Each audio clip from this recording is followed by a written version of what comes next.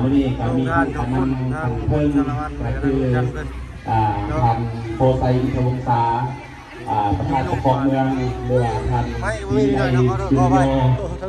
ห้อประธานปกครองเมืองก็จะได้มาร่วมพิธีเป็นทรงศิลปะวรรณคดีสาวบางคนในเฮาเขาสอบมาแต่เดิมพี่น้อง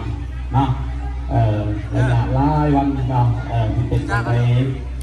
มวลบอมวลกับที่เห็นกันแจ้งวันนี้เนาะอันนี้กับประชาสัมพันธ์ตรงต่างๆโฮมพานเนาะโฮมพานเฮาเด้อโดยให้เขาไปแย่กันเนาะเอาแล้วก็ยับออกเนาะ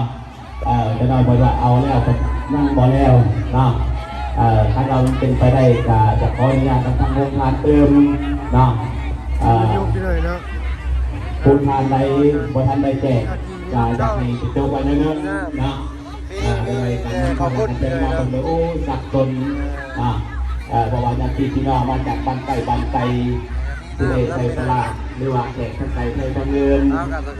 ในวันนั้นมาโอ้บ้านเฮาขยันไปเดินกันไปพี่น้องนะให้มันจบมันงามแต่เรียกห้องเป็นประจำบ้านเราอยู่ชาวบ้านกกในเฮาจะให้พ่อเพียงยังนากันปล่อยไปปล่อยเล่นปล่อยไปปล่อยดินปล่อยมวลนะมันนี่มวลเมื่อบางอย่างก็เป็นสมทางนั้นเป็นลำเรือแต่ว่าข้าพเจ้าอยากประชาสัมพันธ์เทิงมาจากป้องกันเขาเด้ออยู่มองใดเป็นใดเบิ่งให้มันละเอียดจะเป็นสาวบ่ราคาเล็บงามเด้อพานาเพื่อวันนี้ก็เป็นรถจักรบริษัทไม่เอาเขาเนาะยกเว้นแต่ว่าผู้กำลังทำเปิดที่เข้ามาเห็นหน้าที่เขานี่แหละพี่น้องเนาะแต่ยกเว้นเนาะถ้าว่าเป็นชาวนุ่มชาวสกัดหรือว่าชาวบ้านเอารถจักรเข้ามาเรือไม่ค่าเศร้าใครเนาะอยู่ทางเพื่อพอแจกเขาเรือโค้งๆเนาะยัดออกไม่ได้จะน้อยทางไม่ต้องป้องกันอะไรกับบริษัทไปอันใดคลายแล้วกับบริษัทออกเนาะกับบริษัทได้พี่น้องเพื่อให้มันสำเร็จหน้าติดทางด้านสาธารณะแล้วมาเล่นคอยขายพี่น้องเนาะอันนี้ก็เห็นใจเย็นๆไว้เนาะคอยเย็นคอยไปเนาะนักแม่ตาตัวไปเด้อทางน้องป้องกันเฮาแต่ละจุแต่ละมองเนาะกระจัดให้เบิ้งเนาะพอบอกก็บอกนั่นแหละเนาะมีป้านาสาวผู้ที่มาร่วมในงานหรือว่ามาปากไฟในงานประเพณีหรือว่าบุญบังไฟบังกงในเนาะอันนี้ก็พยายามทั้งเพลงบรรดาบังไฟเนาะบังไฟนี่ก็คือว่าที่ได้ให้จูดแต่ที่มีอนุกรรมการยศเนาะหรือว่าอนุกรรมการเอามาถ้าว่าบอแมนเนาะอยากจูดเนาะอยากจูดนะก็ได้ต้องติดต่อผู้พันมาทางอนุกรรมการว่ามันเหมาะบ่หรือว่าบ่เหมาะถ้าว่าเหมาะก็จะให้จูดบ่เหมาะก็สิบ่ได้ให้จูดเนาะเพราะว่าจูดบังไฟนี่ก็ระยะห่างบังไฟกับคนอยู่เนาะเมื่อเช้ามีกระทั่งมองในบ้านโคกไงเพิ่นก็ได้ประชาสัมพันธ์ไปแล้วว่าบ้านไทยให้จุดระยะห่างคนกับประมาณ30 เมตรเนาะหลายคนในการลงทานยังแต่ว่าลงทานเริ่มหน่อยลงชื่อได้บริษัทใกล้แต่คนนี่หลายย่อมว่าเป็นยังลงใกล้ย่านมันแตกเนาะว่ามันแตกแล้วมันก็สิไปคนใดคนหนึ่งหรือคนใดคนหนึ่งเนาะมันก็สิบ่ดีเนาะสะพานองค์การเฮาหรือว่าน้องป้องกันเนาะอยู่ภาคใต้ทางเหนือด้วยตามแต่ละจุดลดลงตลอดเลยพี่น้องเพื่อนเพื่อนเขามาทางบ้านวัดเนาะทางบ้านวัดเยอะถ้าว่าอยู่ตามจุดเนาะจุดนึงแต่แม่นอยู่ทางปีนี้จะเกี่ยวกับเรียนเลยบ่พี่น้อยเนาะเพราะน้ำมันแรงลายเลยเอาอันนี้กระทั่งที่เราจะให้ขน้อยประชาสัมพันธ์โจมเขาเด้อเป็นอนุกรรมการอยู่ในโจมท่าเขาเนาะเพื่อ เอาลงมาที่ทันทีได้หนึ่งเนาะหรือว่าการหกไม่หกตอกเนาะเพื่อให้นักแสดงเขาได้อยู่ได้กินอยู่ได้กินเนาะจากการแต่งไปเนาะการเล่นเชิญทั้งอนุกรรมการเนาะอนุกรรมการเขาอยู่วงไหนหรือว่าเจ้าภาพเจ้าสภาภายในบ้านโป่งเขานี่แหละเนาะจากส่วนน้ำกันเป็นเอาผ้าเข่าลงมาเด้อพี่น้องเด้ออันนี้ทางพี่น้องในเป็นแก่จังบ้านเนาะการเป็นเผ่าเป็นแก่ชาวบ้านเรานี่แหละแล้วไปใช่มากันนี่หักทานเทียมเนาะการลงมาลงก่อนนี่แหละน้องพี่น้องเนาะกินมีน้องกินมีป่ะไม่กินดีเนาะแต่ว่าข้าพเจ้าจะเน้นเพิ่มบรรดาพ่อแม่พี่ป้าน้าสาวบ้านคงในเฮานี้เนาะหรือว่าญาติพี่น้องเนาะอยากให้ครอบครัวเมืองเพื่อจัดสรรเป็นระเบียบเรียบร้อยเนาะเป็นระเบียบเรียบร้อยนั้นเนาะคาถาว่าพวกเรามารวมในงานกับพร้อมกันทำบุญทำกุศลร่วมกันบ่อยากให้มีความก่อความสงบก่อความวุ่นวายเนาะเพราะว่านอนต้องกันเท่านี้กันลายด้วยพี่น้องเนาะเป็นเต้านุ่งใส่ประกันก็ดีเนาะเพราะว่าในจัดสรรไปหน่อยทั้งการนำผักหลักสัมผัสผลไม้ผลไม้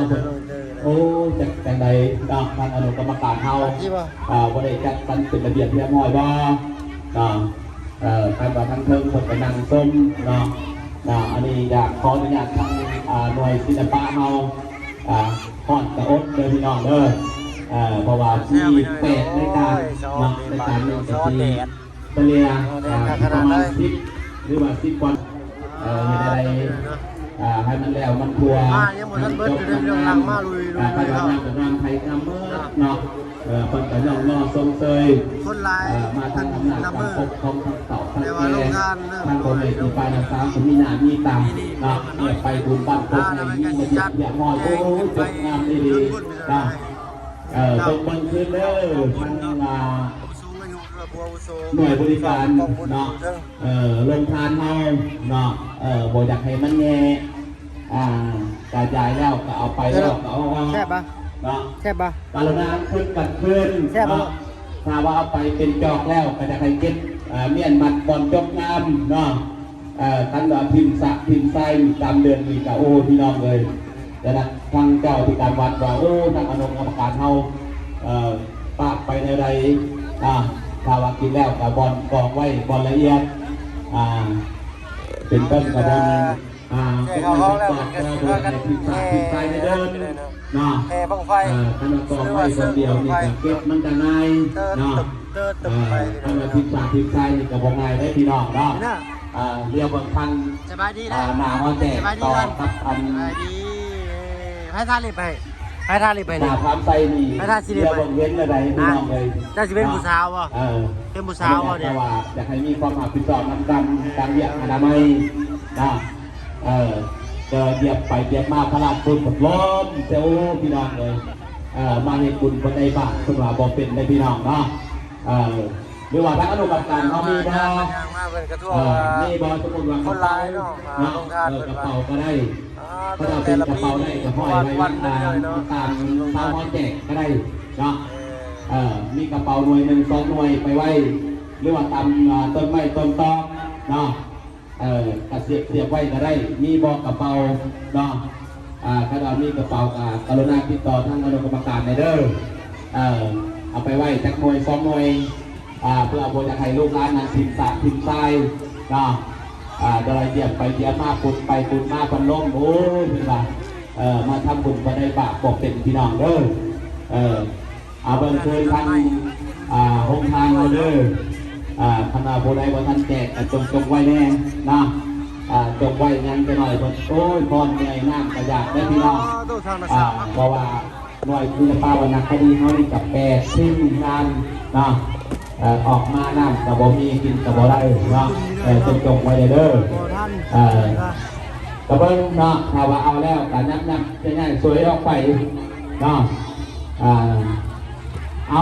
การเตรียมแล้วเนาะทางอนุกรรมการก็ถือว่าการเตรียมในทันทีแล้วเรียบร้อยเนาะแต่ในทั้งการนำคันเมืองคนก็จะได้ลงมาร่วมเนาะปีที่เพื่อแสดงที่กระเป๋าวรรณคดีกินได้กินข้าวเมที่ป้าได้ส้มเนาะกินแล้วนะกินเถอะครับเป็นต้นกาหน่วยเรียนงานป้องกันเฮาจัดการระเบียบเนาะที่อยู่ในไปมีนั่งกินนี่พี่น้องโอนาเซนบอกโอนาเปบอกเนาะโอนาลิ้นทองแล้วเราเอาไปกวดเป็นพี่น้องเนาะกาเวลาที่กาใกล้จะมอบที่สมควรแล้วเนาะแต่ว่าผู้ใดบนทันลงทะเบียนบังไฟเนาะบนทันมาลงทะเบียนบังไฟเนาะเพื่อเป็นจัดสรรรายชื่อเพื่อที่ได้จูนเนาะก็จะให้มาลงทะเบียนเด้อเนาะถ้าว่าผู้ใดบริลงทะเบียนนี่ก็จะไม่ได้จูนได้พี่น้องเนาะพวกเขาปฏิบัติตามการที่นำเนาะเจ้าลงไว้ในซื้อใบซื้อเนาะบางใครเอาผู้ใดได้เอาไปได้จดเนาะจดซื้อจดเพียงไว้ว่ามันที่ถือเนาะถือรอบเท่าไรกันว่าทั้งบางใครทางนอกเนาะพวกเขาก็จะได้มาโอ้ลมกันเพลินเนาะพอบางใครทางนอกมีเมียที่ได้เอาเจ้าของได้ราคาได้ด้วยเมื่อนึงเลยนะมันครับคนทึบเนาะตามรถก่อนเนาะประกันบ่ถ้าว่าจูบไปแล้วมันแอกไปตุ๊กไปบนใดบนหนึ่งเนาะแต่เมียนผู้เกี่ยวได้มีการหักผิดชอบทางทานว่าขบุญคนบันทึกที่ได้ทางไว้เนาะขบุญนี่เป็นแก้งเป็นบ้านเนาะเอาเวลาที่เขาเล่นเซิร์ฟเวอร์แข่งทั้งไก่ไทยทั้งเงินห่วงหับประทานงานเพียงนับกันนะเพื่อรอบไปทั้งการนำทางหลักการเชิญของเมืองผลมาหอดจากเชิญนอก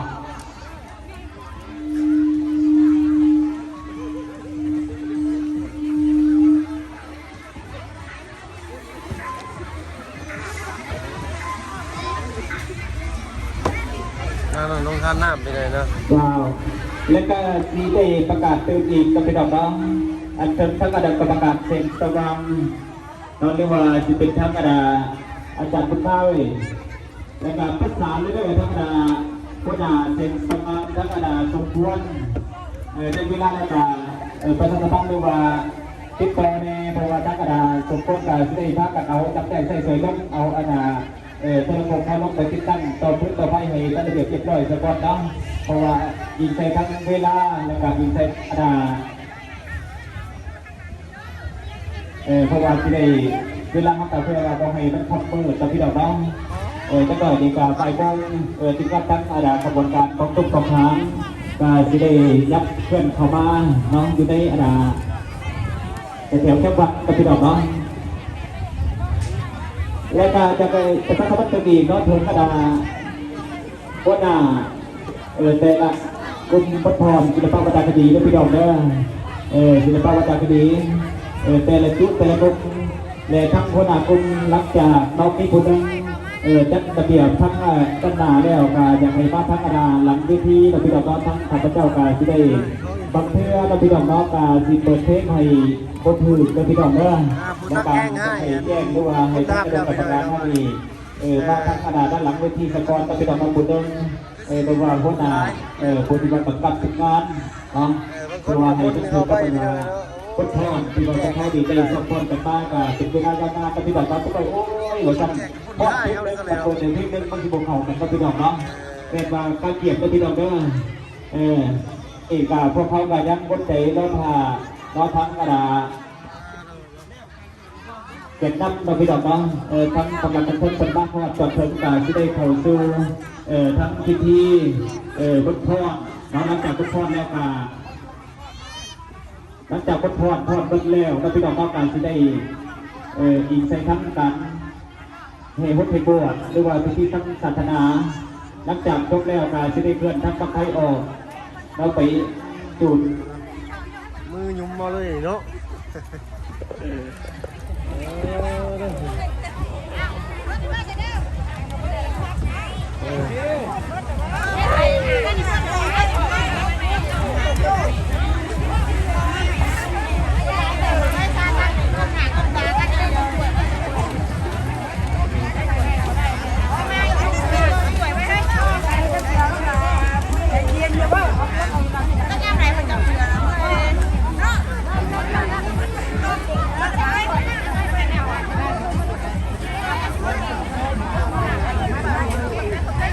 เก่งให้มาจุกกินบุรียอมเลยให้ทาสิริไปนี่วันนี้อ้าวไปนั่งทับเอื้อยแล้วบัดนี้ฮัลโหลนั่งทับเอื้อยแล้วบ่บัดนี้และก็ขอประชาสัมพันธ์ในถึงพี่น้องลูกหลานทุกที่ว่าบ้านบุญสร้างปักไทยแล้วให้บ้านลงทะเบียนว่าบ้านลงทะเบียนน้องเป็นน้อยก็จะเป็นดอกเด้อเพราะว่าปักไทยของพวกเขานี่คือนี่ขาดคือสามปักทียังคนได้บ้านลงเลยคือว่าบ้านลงทะเบียนยังหาเจ้าของปักไทยยังคนทันได้